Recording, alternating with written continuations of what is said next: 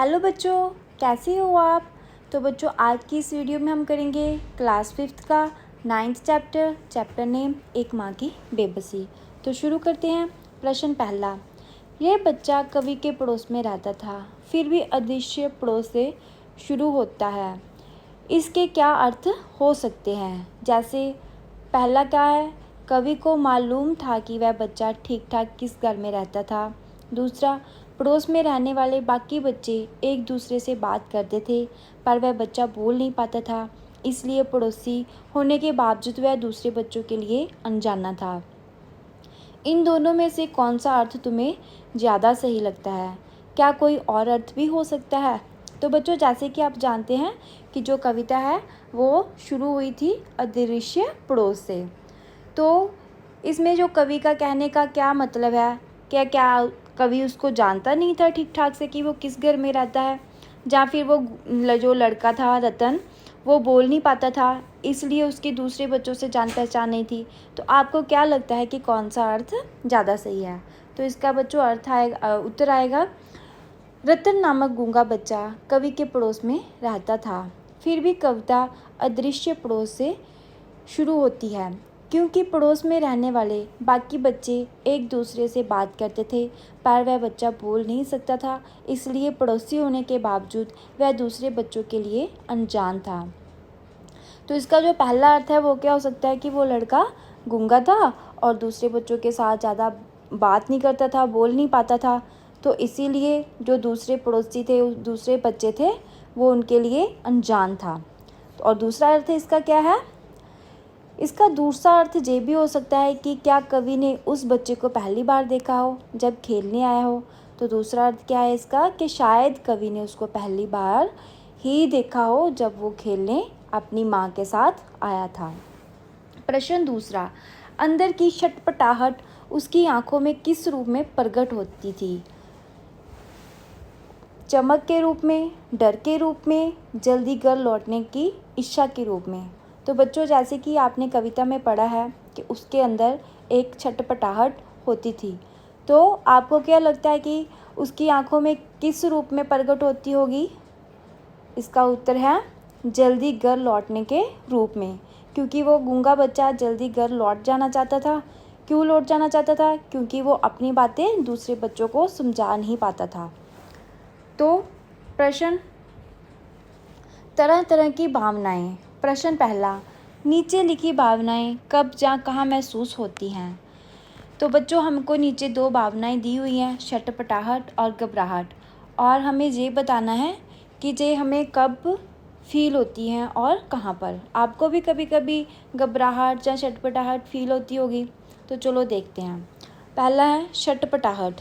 इसके अर्थ दिए हैं उन्होंने, अधीरता, कहीं जाने की जल्दी हो, जाना संभव ना हो ना हो, जैसे स्कूल की छुट्टी में अभी काफ़ी देर हो, घर पर ऐसा कोई मेहमान आने वाला हो जिसे तुम बहुत पसंद हो। दूसरा है इच्छा, किसी चीज़ को पाने की इच्छा हो परंतु वह तुरंत मिल ना सके, मिल सकती हो जाए, जैसे भूख लगी है पर खाना तैयार ना हो। तीसरा है संदेश, हम कोई संदेश देना चाहते हैं पर दूसरे समझ नहीं पा रहे हों, जैसे शिक्षक से कहना हो कि घंटी बज गई है और पढ़ना बंद करें, पर उन्हें घंटी सुनाई ना दी हो। तो आपको क्या लगता है इनमें से कौन सा है। तो देखते हैं छटपटाहट का क्या है। तो इसका उत्तर है, इन भावनाओं में से छटपटाहट तब होती है जब हमारी इच्छा के अनुसार कोई कार्य नहीं होता है। इसमें से संदेश का सदरम बच्चों पर लागू होता है, क्योंकि यह बच्चा मुंह से कुछ बोल नहीं सकता था और अपना संदेश दूसरों तक पहुंचाने के लिए इशारों का इस प्रयोग करता था, लेकिन इसमें इशारे किसी को समझ नहीं आते, इसलिए बच्चा छटपटाता रहता था। तो बच्चों, आपने देखा कि वो बच्चा जो रतन नाम लड़का था वो क्यों छटपटाता था, क्योंकि वो अपनी भावनाओं को दूसरों के आगे व्यक्त नहीं कर पाता था, दूसरों को बता नहीं सकता था। और दूसरा क्या है, घबराहट। हमें जब किसी बात की शंका हो तो घबराहट महसूस होती है, जैसे तो बच्चों हमें घबराहट कब होती है? जब भी हमें किसी बात की मीन्स की कोई शंका हो, कोई डाउट हो, और तब हमें घबराहट महसूस होती है। जैसे कि अंधेरा होने वाला है और हम घर से काफ़ी दूर अकेले हों। दूसरा, समय हमें कोई काम पूरा कर लेना हो, जैसे परीक्षा में देखा जाता है। तीसरा, यह डर हो कि दूसरों के मन में क्या चल रहा है, मीन्स कि हमारे मन में डर हो कि दूसरा हमारे बारे में क्या सोच रहा है, तब भी हमें घबराहट होती है। तो इसका उत्तर क्या है? जो घबराहट है जब हम कोई गलत काम करते हैं तो हमें तब महसूस होती है। जैसे हमने कोई गलती की है और हमारे पिताजी को पता चल जाए, तो जैसे कि पापा को मालूम चल गया हो कि कांच का गिलास तुमने तोड़ा है, तो हमें क्या होगी तब? घबराहट। तो अगला प्रश्न है, जो बच्चा बोल नहीं सकता वह किस किस बात की आशंका से घबराहट महसूस कर सकता है? कि जो बच्चे बोल नहीं पाते उनको किन किन बातों पे घबराहट होती होगी? तो उत्तर है, जो बच्चा बोल नहीं सकता वह इस आशंका से घबराहट महसूस कर सकता है कि अन्य लोग उसकी बात समझ पाएंगे, और अगर उससे अपनी बात दूसरों लोगों को समझानी है तो वह किस प्रकार से समझाएंगे। तो बच्चों जो बोल नहीं पाते उनको क्यों घबराहट होती होगी? कि वो अपनी बात दूसरों को समझा पाएंगे या नहीं पाएंगे, दूसरों को उनकी बात समझ आएगी या नहीं आएगी, तो वो इसी बात से घबराहट फील करते हैं। अगला प्रश्न है, थोड़ा घबराते भी थे हम उससे क्योंकि वह समझ नहीं पाते थे उसकी घबराहट को। रतन क्या सोचकर घबराता होगा? इसका उत्तर है, रतन अपनी बात इशारों से समझाता था, लेकिन जब उसकी बात अन्य लोग नहीं समझ पाते थे तब वह घबराता था। तो बच्चों इसमें है कि जो गूंगा बच्चा रतन के साथ खेलने आता था, वो कभी उसको अपनी बात समझाने की कोशिश करता होगा, लेकिन रतन उसको समझ नहीं पाता होगा और वो घबरा जाता होगा। दोस्तों से पूछकर पता करो कौन क्या सोच को लोग इस काम को करने से घबराते हैं, और कारण भी पता करो। उत्तर क्या है? आपके दोस्तों के नाम हैं, जैसे विनीत किससे डरता है? अंधेरे से। कहीं अंधेरे में कोई आ ना जाए। विनीत को इस बात से डर लगता है कि अंधेरा हो गया हो तो कोई दूसरा बंदा आ ना जाए।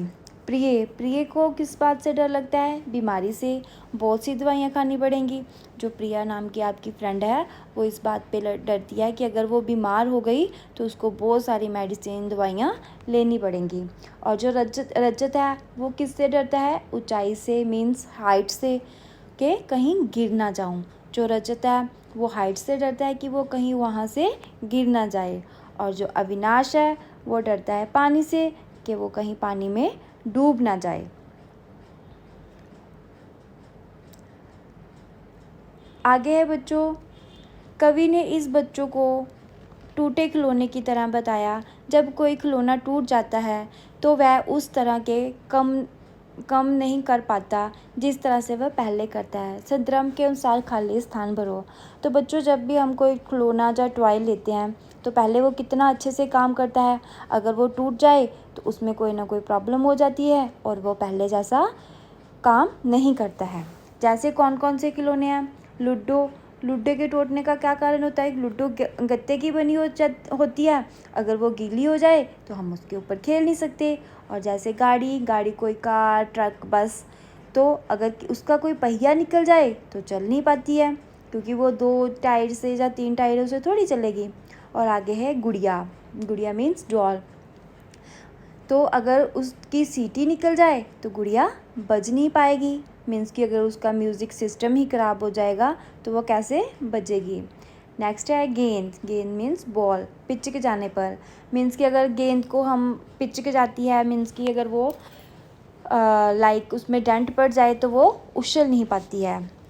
आगे है जोकर। तो जो जोकर नाम का टॉय है, अगर उसकी चाबी निकल जाए, आपने देखा होगा कुछ टॉय ऐसे आते हैं जो चाबी के साथ चलते हैं, उनकी चाबी भरो और वो टॉय काम करता है। अगर उसकी चाबी घूम जाए या निकल जाए तो वो चल नहीं पाते हैं।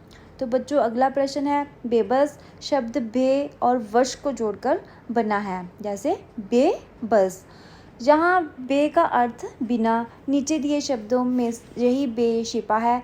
इसी सूची में तुम और कितने शब्द जोड़ सकते हो। कौन कौन से बे से स्टार्ट होंगे? बेजान, बेचैन, बेईमान, बेकार, बेनाम, बेसहारा, बेहिसाब, बेखौफ, बेघर और बेचारा। ये सारे बे से स्टार्ट हो रहे हैं शब्द। आगे है बच्चों, इस कविता में देखने से संबंधित कई शब्द आते हैं। ऐसे 6 शब्द छांट कर लिखो। देखने से क्या मतलब, कौन कौन से शब्द हैं देखने के? जैसे समानार्थक कौन कौन से हैं? जैसे अदृश्य, देखना, इशारे, आंखें, निहारती, झलकती। ये सारे इन सब का अर्थ है देखना। तो आगे प्रश्न है, माँ की आंखों में झलकती उसकी बेबसी। आंखें बहुत कुछ कहती हैं, वह तरह तरह के भाव लिए होती है। नीचे ऐसी कुछ आंखों का वर्णन है, इसमें से कौन सी नज़रें तुम पहचानते हो? तो बच्चों ज़रूरी नहीं है कि हम जो बात मुंह से बोल लें वही बात समझ आए। कई बार हम आंखों से भी बोलती हैं। जैसे आंखों से बोलना किसको कहते हैं? जैसे हम कोई गलत काम कर रहे हैं, कोई शरारत कर रहे हैं और हम अम्मा जो है, हमारी जो मदर है, हमें आंखों से घूरी दे, वो भी एक बात ही होती है। चाहे वो उस टाइम डांट नहीं रही होती, लेकिन माता की जो मम्मा की आंखें हैं वो बहुत कुछ कह देती हैं। तब हम समझ जाते हैं ना कि हम गलती कर रहे हैं, तभी हमारी मम्मा ऐसे कर रही है। तो वैसे ही आंखें बहुत कुछ कहती हैं। तो कवि ने इनमें कौन कौन सी आंखें दी हैं? जैसे सहमी नज़रें, प्यार भरी नज़रें, क्रोध भरी नज़रें, उनिंदी आंखें, शरारती आंखें और डरावनी आंखें। तो इनका उत्तर है, हम इन सभी नज़रों को पहचानते हैं, जैसी सहमी नज़रों, प्यार भरी नज़रों को, क्रोध भरी आँखों को, उनिंदी आँखों को और शरारती आँखों को और डरावनी आँखों को।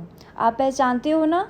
जब मम्मा की आँखों में क्रोध हो और जब मम्मा की नज़रों में प्यार हो और जब हमें डर लग रहा हो तो तब भी हमें पता चल जाता है। ठीक है ना? ये सभी आँखें ही बात करती हैं। तो आगे है, नीचे आँखों से जुड़े कुछ मुहावरे दिए गए हैं, तुम इनका प्रयोग किस संदर्भ में करोगे? कौन कौन से मुहावरे हैं? आँख दिखाना, नज़र चुराना, आँख का तारा, नज़रें फेर लेना, आँखों पर पर्दा पड़ना। तो देखते हैं इनका प्रयोग क्या है। जैसे आँख दिखाना, मुझे आँखें मत दिखाओ।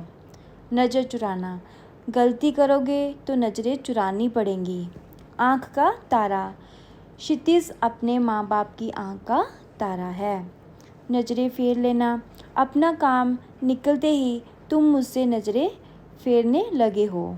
आगे है, आँख पर पर्दा पड़ना, पुलिस गलत काम देख फिर भी आँख पर पर्दा डाले बैठी है।